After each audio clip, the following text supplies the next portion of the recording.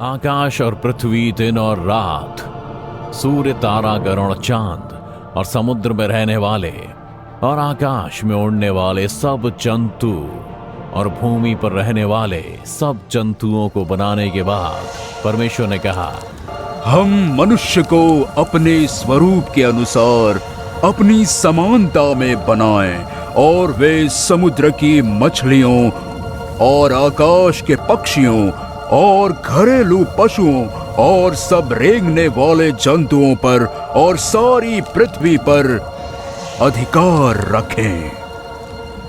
तब यहोवा परमेश्वर ने मनुष्य को भूमि की मिट्टी से रचा और उसके नथनों में जीवन का श्वास फूंक दिया और मनुष्य जीवित प्राणी बन गया। परमेश्वर ने मनुष्य को आदम नाम दिया और उसे भूमि, आकाश और समुद्र की सारे जीवित प्राणियों पर अधिकार दिया।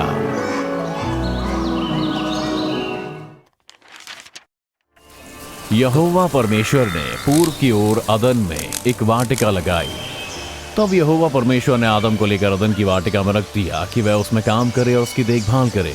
यहोवा परमेश्वर ने भूमि से सब भांति के वृक्ष जो देखने में मनोहर और जिनके फल खाने में अच्छे हैं उगाए।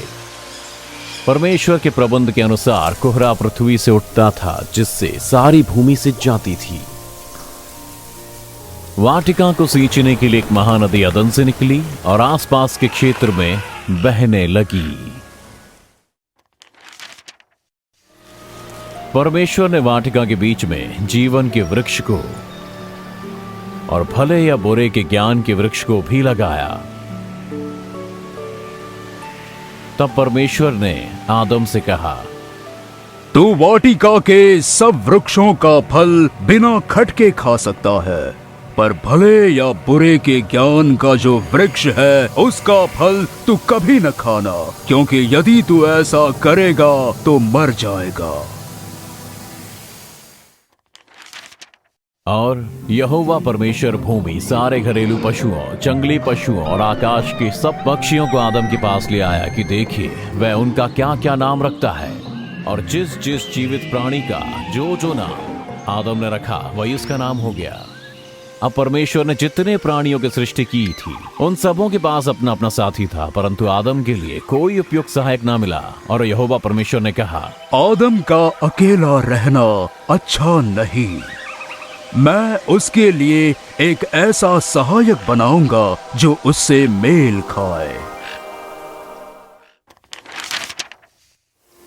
तब यहोवा परमेश्वर ने आदम को भारी नींद में डाल दिया और जब वह सो गया तब उसने उसकी एक पसली निकाल ली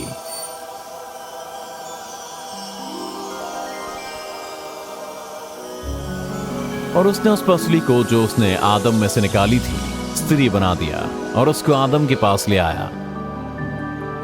जब आदम जागा तो उसने यहोवा परमेश्वर की नई सृष्टि को देखा और वह बोल उठा, ये मेरी हड्डियों में की हड्डी और मेरे मांस में का मांस है, इसलिए इसका नाम नारी होगा, क्योंकि ये नर में से निकाली गई है। स्त्री का नाम हव्वा रखा गया, क्योंकि वह सारे जीवित मनुष्यों की आदिमाता हुई।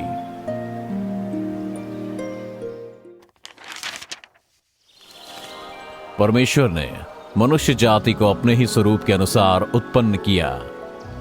उसे नर और नारी करके परमेश्वर के स्वरूप के अनुसार उनकी सृष्टि की।